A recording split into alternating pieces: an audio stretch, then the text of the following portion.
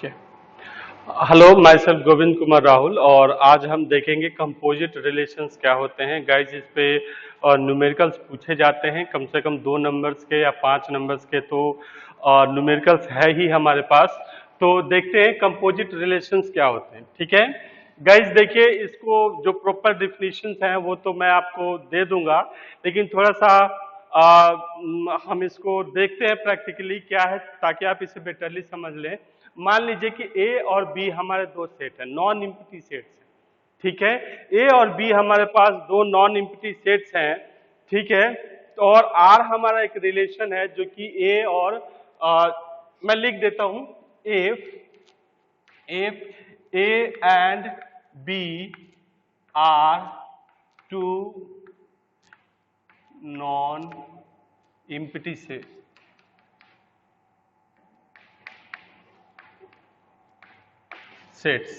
ठीक है,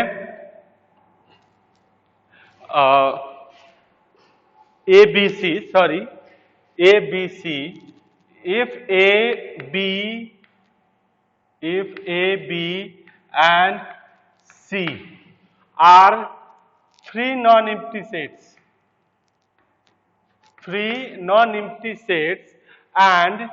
and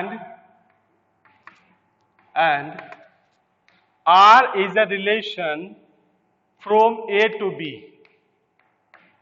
ठीक है, and S is a relation from B to C.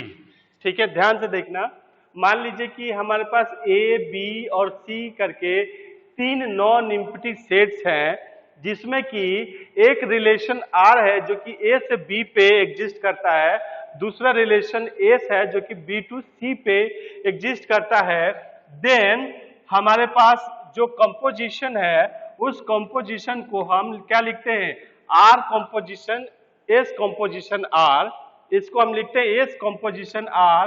And this is a set, again this is a set of A comma C, this is a set of A comma C such that for B belongs to capital B, for B belongs to capital B, there exists A comma A related to B, ठीक है, A related to B and B related to C। ठीक है guys, ये थोड़ा समझने की चीज है। 3 हमारे पास सेट्स हैं जिसमें कि एक रिलेशन ए से बी पे है, दूसरा रिलेशन हमारा बी टू सी पे है। तो कंपोजिशन एस कंपोजिशन आर, या हम कहें कि आर और एस का जो कंपोजिशन है वो सबसे पहले एक सेट है किस चीज का, ए कॉमा सी का, जिसमें कि for any B belongs to B there exist a relation B and B relation C. इस चीज को थोड़ा सा एलिब्रेट करके देखते हैं गाइस, इसी चीज को थोड़ा सा हम एलिब्रेट करके देखते हैं।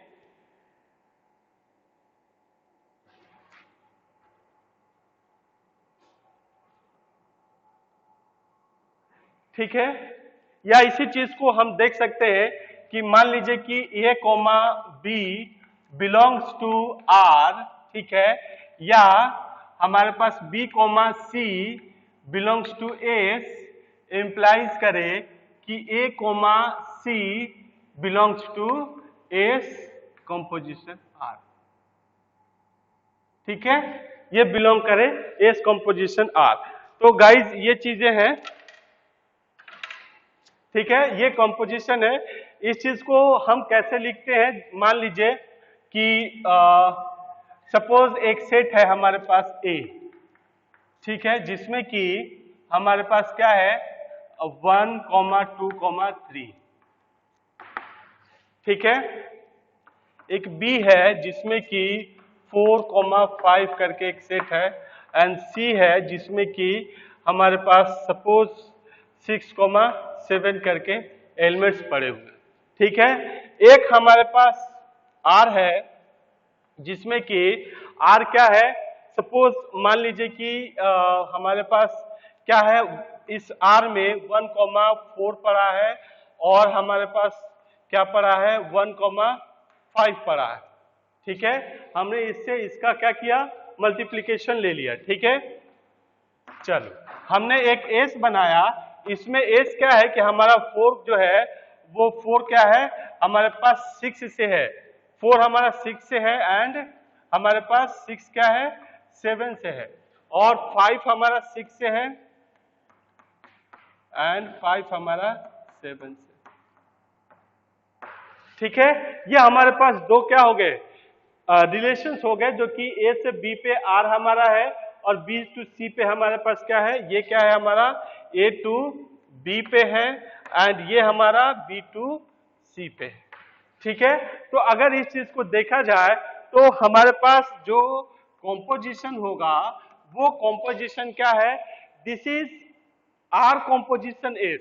थोड़ा सा कंफ्यूजन हो सकता है, क्योंकि जैसे आप मैथ में फंक्शन पढ़ते हैं तो अगर आपको लिखना है कि एफ ऑफ जी एक्स, आप लिखते हैं ना एफ ऑफ जी एक्स, मतलब क्या है कि पहले आप जी एक्स को प्रोसेस करते हैं एंड देन आफ्टर इसका आउटपुट जो है उसको आप फंक्शन एफ में डालते हैं। तो इसी तरीके से ये क्या है कि आर कॉम्पोजिशन एस को हम लिखते हैं एस कॉम्पोजिशन आर, हम लिखते इस तरीके से हैं लेकिन पढ़ते क्या है आर कॉम्पोजिशन एस। ठीक है, अलग अलग बुक्स में अलग अलग इसका क्या होगा कॉम्पोजिशन होगा। तो आप देख सकते हैं इसको फिगर वे में भी हम देख सकते हैं। मान लीजिए कि ये फिगर है, दैट इज क्या दिया 1 2 3। ठीक है, ये है एक हमारे पास दैट इज 4 एंड 5। ठीक है, दिस इज 6,7। ठीक है, तो आप देखेंगे कि रिलेशन क्या है 1 से 4 पे है। ठीक है, 1 से 4 पे रिलेशन है। ठीक है, 1 से 5 पे रिलेशन है। ठीक है, अब इसमें क्या देखेंगे कि 4 से किस पे है, 4 से हमारा 6 पे रिलेशन है, 4 से हमारा 6 पे रिलेशन है, और कहां है 4 से हमारा 7 पे रिलेशन है, 4 से हमारा कहां पे है 7 पे रिलेशन है। तो this is basically R that is A to B. ठीक है, and this is basically S that is B to C. ठीक है, तो आप क्या कर सकते हैं कि अब आपका एसओपी क्या होगा, अब आपका एस आर क्या होगा, that is composition of S over R. आप कैसे निकालेंगे कि आप क्या देख रहे हैं 1 4 से है और 4 किससे है 7 से है, तो ये क्या होगा अल्टीमेटली 1 7। ठीक है, 1 आपका किससे है 1 5 से है और 5 हमारा किससे है, आप इसमें रह गया था 1 5 से है, 5 6 से है, 7 से है। ठीक है, तो 5 हमारा 6 से भी है और 5 हमारा 7 से भी है। ठीक है, तो इस केस में आप क्या निकाल सकते हैं, 1 हमारा 4 से था और 4 हमारा किससे 4 हमारा 6 से है, तो आप लिख दीजिए 6। ठीक है, आपका 1 4 से है और 4 7 से है, तो दैट इज 1,7। 1 हमारा 5 से है और 5 हमारा 6 से है, दैट इज 1,6। 1 5 से है और 5 हमारा किससे है 6 से है, 7 से है, तो आप लिख दीजिए 1,7।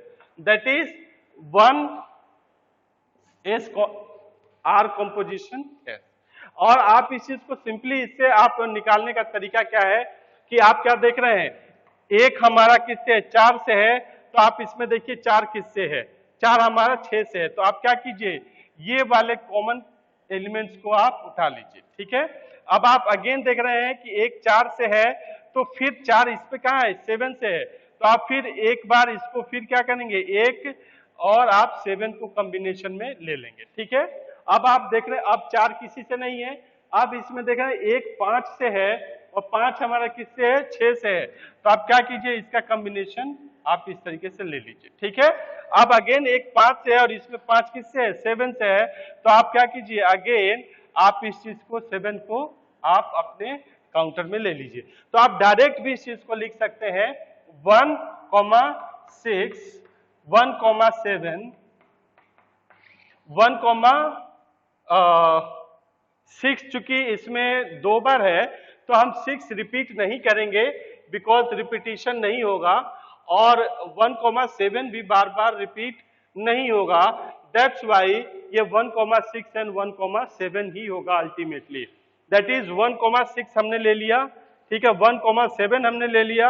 अब इस चक्कर में 1 हमारा किससे है, 5 से है, और 1 6 से है, तो 1 6 इसमें पहले से पड़ा है, 5 हमारा 7 से है, तो 1 7 अगर लेते हैं तो 1 7 हमारा यहाँ पहले से पड़ा है। क्योंकि गाइज अगर हम इस चीज को रिपीट कर देंगे तो क्या होगा, ये सेट का डिफिनीशन जो है वो वायलेट कर देगा। सेट का जो मूल डिफिनीशन है उस चीज को क्या कर देगा, वायलेट कर देगा। तो इस तरीके से आप क्या निकाल सकते हैं, कॉम्पोजिशन निकाल सकते हैं। गाइज ये 2 नंबर का आता है और बहुत ही इंपॉर्टेंट है, ये बार बार पूछा जाता है। सो हम देखते हैं नेक्स्ट लेक्चर में। Thank you so much.